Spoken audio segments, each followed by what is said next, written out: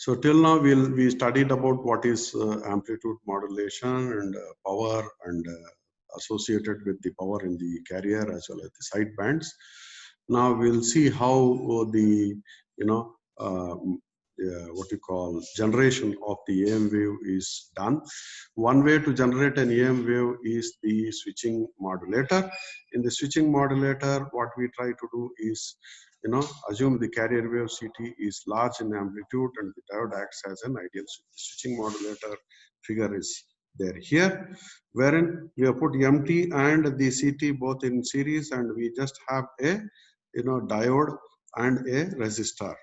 Okay, V1T is a combination of both CT and MT, and V2T is the voltage across the what you call resistor. V1T is the input, which is combination of both CT and MT. So V1T is CT, this is CT, and this is MT. So CT is AC cos 2 pi of CT plus MT. And we assume here that CT is large in amplitude compared to the MT, and the diode acts as an ideal switch. So effectively, as far as the diode conduction is concerned, if we consider CT's amplitude is very large, CT's amplitude is very large. Remember that when CT's amplitude is very large compared to the MT, then naturally what we are talking is the percentage of modulation, or the modulation index is very, very small. Okay, that is the assumption which we are doing. Okay, so AC cos 2 pi of CT, MT plus MT is the value of V1T. V2T is the voltage across R1. Now this, when we have V1T over here, now this V2T will be nothing but the V1T. V2T is nothing but the V1T when CT is positive. See, when CT is positive, diode conducts. When CT is negative, diode will be turning off. That is the assumption by means of taking CT amplitude very, very large. So V2T is V1T itself. When CT is greater than 0, when CT is greater than 0, diode conducts. Diode conducts means whatever we have here will come out here, and that is V1T itself. Whatever we have here will come out here. When CT is less than 0, then the diode is turned off, and once the diode is turned off, V2T will be equal to 0. Okay, so effectively, if you take out this V1T, it just becomes 1 for CT greater than 0 and 0 for CT less than 0. And when is CT greater than 0 and when CT is less than 0, that we can just see from its figures. So this is your CT, right? So CT is positive during this part and this part. If you take this, whole cycle over here, here it is, negative, here it is negative, whereas here it is positive. Okay, if you take from here to here, then positive here, and negative here.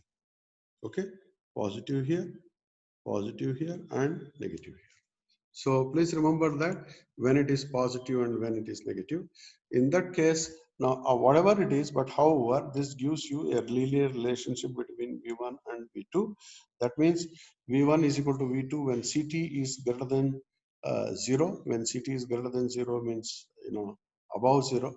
When CT is less than 0, it is, what you call V2T is 0, whatever is the value of V1. Okay, that's why we have this linear relationship. Now, this can always be written as, from the equation 3.9, the, what you call load voltage V2T varies periodically between the values V1T and 0 at an equal rate to the carrier frequency Fc. So by assuming a modulating wave that is weak compared with the carrier wave, we have effectively replaced the nonlinear behavior of a diode by an approximately equivalent piecewise linear time varying operation. So by assuming that the amplitude of the carrier wave is much larger than the modulating wave, we are just approximating the piecewise linear model of the diode as if it is perfectly linear than the nonlinear case.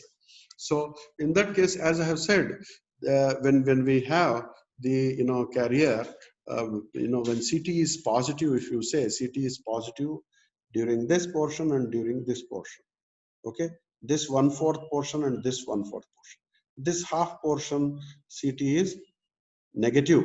So when it is negative, then we know that when it is negative, it is 0. When it is positive, it is equal to V1T, and that is written as like this. V1T into 1. So only we are writing here V2T is equal to, this is V1T into GT naught T. This is V1T into GT naught T. So this T naught, GT naught T is 1 for CT greater than 0, 0 for CT less than 0. GT naught T is a gate, function where it is equal to 1 for CT greater than 0 and 0 for CT less than 0. So CT is greater than 0 during this portion and CT is less than 0 during this portion. Similarly, CT is greater than 0 during this portion, CT is less than 0 during this portion, and so on. So all throughout, CT is greater than 0 during this portion, CT is less than 0 during this portion for the cos wave. That's why this becomes the gate function over here. This becomes the gate function over here, right? So thus we can try to represent the gate function. This is the figure only for GT naught T. Please remember that this is the figure only for GT naught T. So now this GT naught T, if you see over here, this is a periodic waveform. Whenever we have periodic waveform, we can write it in the Fourier series format. We can write its Fourier series, right? So if the Fourier series is written for GT naught T, we'll get A naught sigma AN cos of 2 pi N by T naught T plus Bn sine of 2 pi N by T naught T. So this is the Fourier series of the figure which is written over here. Any, periodic waveform can be represented by its Fourier series. A non-periodic waveform can be represented by its Fourier transform, whereas a periodic waveform can be represented by its Fourier series. So now you need to find A0, AN and Bn. A0 is found like this. Formulas are there, A0, AN, Bn, and A0 is equal to 1 by T0 integral T0 by 4 to, minus T0 by 4 to plus T0 by 4 dt half, because A0 is, equal to GTT is equal to 1 only between GT0 T is 1 only between minus T0 by 4 and plus T0 by 4. That is why, the limits also, this is minus T0 by 4, this is plus T0 by 4. It's not very clearly visible, but please remember that lower limit is minus T0 by 4, upper limit is T0 by 4. So if you integrate this, you'll get half. Then you have AN here. AN is again written over here like this, and again GT naught T is 1 in between minus T0 by 4 and plus T0 by 4. And rest of the thing is written as it is, and again we are integrating that and all that, trying to simplify. This will give us the value of AN. AN will be this. Similarly, Bn also is having a formula. Now because this is a, really speaking, it's an odd, it's a, a periodic function, it's a even function. Because it's a even function, we say that it is, Bn will be equal to 0.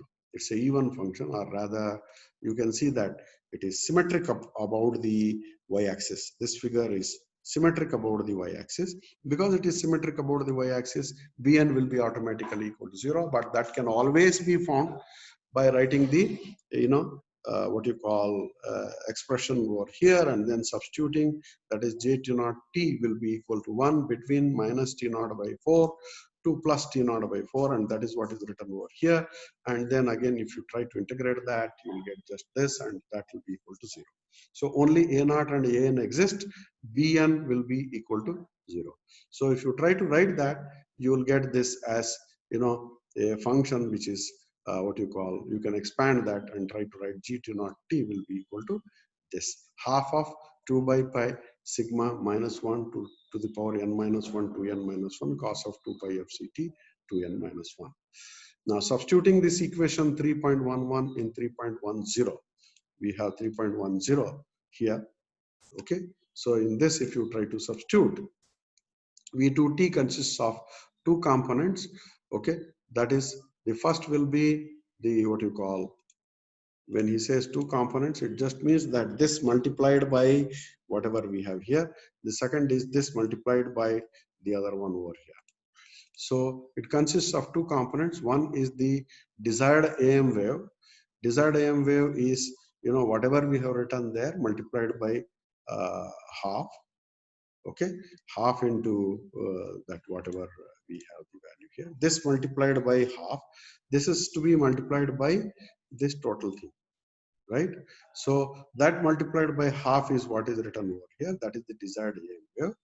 And the you know, second one will be the what you call, the second one will be the what you call this multiplied by the quantity whatever we have written there. Okay, so the desired AM wave will be something like this: AC by 2 1 plus 4 by, so this is in place of KAMT, right? KAMT cos of 2 pi FCT. Half is written here, half multiplied by the total quantity whatever we had written in 3.10 is what we have. This multiplied by the quantity which is AC plus AC into 1 plus KAMT is the undesired or unwanted components. So unwanted components, lot of things are there. Let us not bother much about it. We can just discuss that delta function at 0 plus or minus 2 FC plus or minus 4 FC and so on. Occupy frequency interval of width 2W centered at 0 plus or minus 3 FC, and this 3 FC is got by just writing over here as, you know, 2n minus 1 will be, if I write n equal to you know 2, then it will be 2 into 2 minus 1. 2 into 2 minus 1, that will be 3. 3 into FC will give you 3 FC. Similarly, n can be what you call any other value, and thus we'll get all that. So all this can be removed by using a band pass filter with mid-band frequency FC and bandwidth 2W. Okay, so all these unwanted components can be removed by using a band pass filter with a mid-band frequency FC and bandwidth 2W, provided that FC is much greater than 2W. So reconstruction is possible only if FC is greater than 2W. By means of a proper band pass filter, we can get back the signal. So that is the process of modulation, getting the modulation. Okay, then the process of demodulation is used to recover the original modulating wave from the incoming modulated wave. One way to demodulate an AM wave is the envelope detector. Envelope detector. This consists of a diode and a resistor capacitor RC filter, right? So that is given over here, right? This is the diode and this is a RC filter, and this is the AM wave which is got after the filtering, that is you know, band pass filter. This is what we have, and might be this is the source resistance, and whatever we have, or a small resistance can be added, but this is the envelope detector proper. One way to demodulate an AM wave is the envelope detector, consists of a diode and a resistor capacitor filter. Diode and a resistor capacitor filter.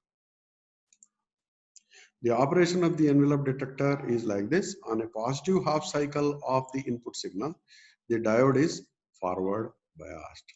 Positive half, diode is forward biased. When this is positive half, diode is forward biased. And when the diode is forward biased, the capacitor C charges up rapidly to the peak value of the input signal. The capacitor C charges up rapidly to the peak value of the input signal. When the input signal falls below this value, the diode becomes reverse bias and the capacitor C discharges slowly through the load resistance R1. When the input signal goes below this value, that is to whatever it has been charged, the diode becomes reverse biased and the capacitor C discharges slowly through the load resistor R1. So if you remember, might be, if you remember, might be, now this is a clamper circuit. Please remember that this is a clamper circuit. Okay, so clamper, how you will get just the upper envelope portion. Okay, this one, the peak portion you are going to get almost with a little variation. Okay, so that is what he is explaining here. On the positive half cycle of the input signal, the diode is forward biased and the capacitor C charges up rapidly to the peak value of input signal. When the input signal falls below this value, the diode becomes reverse biased and the capacitor C discharges slowly through the resistor R1. The discharging process continues until the next positive cycle. Again, at that time it is going to charge. So when the input signal becomes greater than the voltage across the capacitor, the diode conducts again and the process is repeated. So this goes on repeating. So envelope detector circuit diagram is over here, assuming the diode is ideal, having a constant resistance RF when the forward biased and infinite resistance when reverse biased. So diode is having a resistance RF when it is forward biased and infinite resistance when it is reverse biased. So a sinusoidal waveform with 50% modulation is what is mentioned over here. 50% just means A maximum is 1.5, A minimum is 0.5. So 1.5 minus 0.5 divided by 1.5 plus 0.5 will give 50% modulation, that is 1 by 2, and that is what the figure is shown. Envelope detector output contains a small amount of ripple at the carrier frequency, and this ripple is easily removed by a low pass filter. So you'll get this waveform.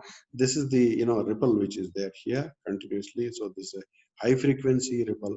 This high frequency ripple can be removed by just passing it through a low pass filter. High frequency has to be removed. This is low frequency signal.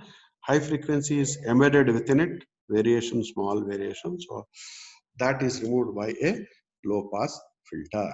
This way, small variations which are there over here is a high frequency signal, and that is removed by a low pass filter. High frequency to be removed by low pass filter. Low pass filter passes only this, low frequency, this low frequency.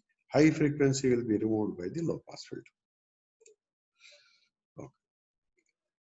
So we will discuss the, this in the next class.